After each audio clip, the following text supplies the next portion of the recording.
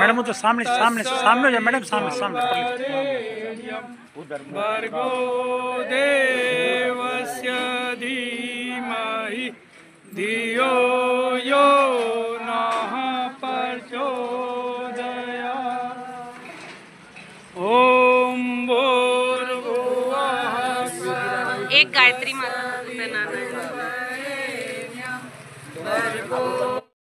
अखंड ज्योति जल रही है। परम पूज्य गुरुदेव पंडित श्री राम शर्मा आचार्य जो स्वतंत्रता संग्राम सेनानी थे, उन्होंने 1926 में यह अखंड दीपक प्रज्वलित किया था, तो उसको 100 साल अब पूरे हो रहे हैं। तो हम लोग उस अखंड ज्योति की शताब्दी वर्ष मना रहे हैं। और वंदनी माता जी जो परम पूज्य गुरुदेव के साथ कदम से कदम मिलाकर चलती आई आध्यात्मिक मार्ग पर, वो वंदनीय माता भगवती देवी शर्मा, उनका भी जन्म 1926 का था, तो उनकी भी हम लोग शताब्दी वर्ष मना रहे हैं, जन्म शताब्दी वर्ष मना रहे हैं।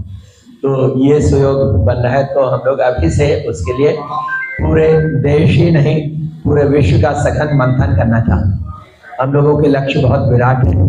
परम पूज्य गुरुदेव अपने आप को हिमालय का ऋषि बताते थे। उन्होंने कहा कि हिमालय के ऋषि नहीं चाहते कि भगवान का ये सुंदर बगीचा नष्ट भ्रष्ट हो जाए, नेस्तनाबूद हो जाए, तो वो शांति और संतुलन बिठाना चाहते हैं। उन लोगों ने ग्लोबल नेशन की कल्पना की है कि पूरा विश्व एक राष्ट्र जैसा हो जाए, जहाँ पूरे विश्व में एक मैनेजमेंट हो और एक भाषा हो, एक धर्म हो, एक संस्कृति हो। हम मानव है तो हमारा धर्म होना चाहिए मानवता, हम इंसान है तो हमारा धर्म होना चाहिए इंसानियत। हिंदू मुस्लिम सिख ईसाई सब आपस में प्यार से रहें, सद्भावना पूर्वक रहें, और सब जो है एक दूसरे के उत्थान में लगे, एक तो आत्म सुधार में लगे, हर कोई अपने आप को आदर्शवान चरित्रवान बनाए और हर कोई एक दूसरे को ऊंचा उठाने में मदद करे। तो गायत्री का कॉन्सेप्ट यही है कि हम लोग आपस में मिलजुल कर रहे हैं, और यज्ञ का कॉन्सेप्ट यह है कि हम लोग आपस में मिल बांट कर खाएं। अगर मिलजुल कर रहे हैं और मिल बांट कर खाएं तो इस संसार की सारी समस्याएं खत्म होती चली जाएंगी। जितने भी लड़ाई झगड़े हैं वो या तो स्वार्थ से प्रेरित होते हैं या अहंकार से प्रेरित होते हैं। अगर मनुष्य अहंकार छोड़ के विनम्रता निरहंकारिता के मार्ग पे चले, तो शिष्टता शालीनता के मार्ग पे चले, तो सारे लड़ाई झगड़े खत्म हो जाए।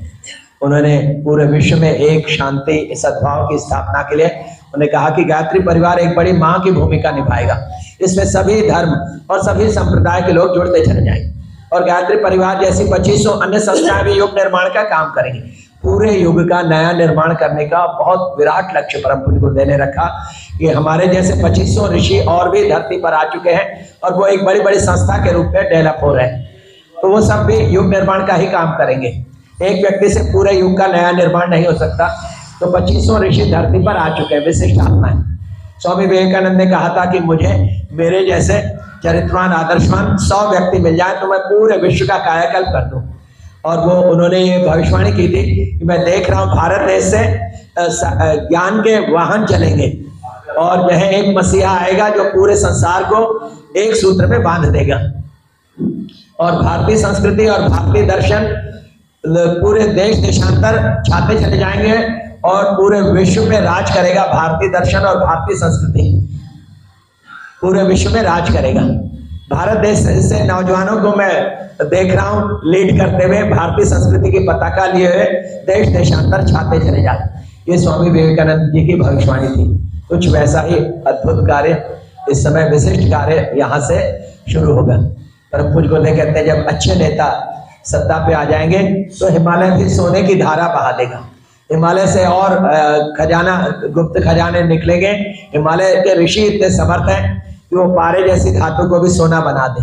और जो है मतलब नई नई चीजें वो प्रोडक्ट कर सकते हैं या देश को फिर खुशहाली से भर सकते हैं। वो बड़े समर्थ हैं। जैसे अभी लिथियम का भंडार मिला 60 बिलियन टन लिथियम का भंडार, और भारत दूसरे नंबर पे आ गया लिथियम के क्षेत्र में। तो ऐसा ही गुप्त खजाने और मिलेंगे, और मंदिरों आदि में भी इतना अकूत धन संपदा होगी कि वो विज्ञान के साधन और धन संपदा का एक तरह से ठीक ढंग से वितरण की व्यवस्था फिर बनेगी। और नारियों का उत्थान का अब समय आ गया। 2000 सालों से नारियां दबाई जाती रही, अब नारियां हमारी माताएं बहनें वो हर ऊंचे ऊंचे क्षेत्र पे विराजमान होंगी, शोभायमान होंगी। तो वो पूरे विश्व को धर्म भावना से और प्रेम भावना से भर देंगे। आप देखते हैं कि जितने भी क्राइम्स होते हैं वो ज्यादा से ज्यादा क्राइम्स 90% से एबव क्राइम्स जो है वो पुरुष वर्ग करता है। नारियां माताएं बहनें तो केवल किसी किसी के प्रेम जाल में फंसकर थोड़ा बहुत अपराध की दिशा में जा रही है, वो भी किसी प्रेम के भावनाओं के कारण ही। तो जब नारियों के हाथ में वर्चस्व आएगा, नेतृत्व आएगा, तो फिर पूरे विश्व का कायाकल्प होते देर नहीं लगी। वो भाव संवेदना से भरी होती, कहीं पीड़ा कहीं पतन ये सब देख नहीं सकती। तो उनके कोमल हृदय होते हैं, कोमल भावनाएं होती हैं। तो नारियों के हाथ में अब वर्चस्व देने वाले हिमालय के ऋषि, और ये बहुत बड़ा परिवर्तन है। देशों की विभाजन रेखाएं बदल जाएंगी अगले दिनों। पीने के पानी की समस्या कहीं नहीं रहेगी। ये सोलर डिसैलिनेशन प्लांट जो जगह जगह खुले हैं, और अरब कंट्री वगैरह में भी काफ़ी हो गए। इधर चेन्नई वगैरह तरफ नए ये खोले सोलर डिसैलिनेशन प्लांट, और जो है गुजरात के लिए, हाँ, स्टेट वाइज। और एक एक स्टेट में पूरे स्टेट को जोन में डिवाइड करके 4-4, 6-6 कलश भी भेजे गए हैं, अलग अलग जोन बांट के। 2026 में कौन से साल में पूरी होगी यात्रा?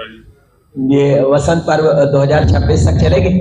उसके बाद फिर 2026 में डिसेंट्रलाइज कार्यक्रम पूरे देश विदेश में एक ही समय हम लोग और कार्यक्रम करने वाले हैं। जिले स्तर पे मतलब कार्यक्रम होगा। ये वसंत पर्व तक 2026 तक ये यात्राएं पूरी हो जाएंगी। तो विदेशों में भी टोलियां इस साल निकलने वाली हैं 2025 में। जनवरी 25 से हम लोग विदेशों में भी बहुत लोग, हमारे भाई लोग जा रहे हैं। मॉरिशस, मलेशिया, यूएस में हमारे बहुत सारे सेंटर हैं, यूके और जो है ऑस्ट्रेलिया, बहुत सारी जगह, ये बहुत सारे देशों में प्रचार प्रसार, हमारे 80 से अधिक देशों में शाखाएं बनी हुई, मतलब ग्रुप बने हुए हैं कार्यकर्ताओं के। और कहीं कहीं ऐसे बड़े बड़े सेंटर भी लोगों ने खरीद लिए और उसको डेवलप किया, गायत्री चेतना केंद्र नाम से, गायत्री चेतना केंद्र।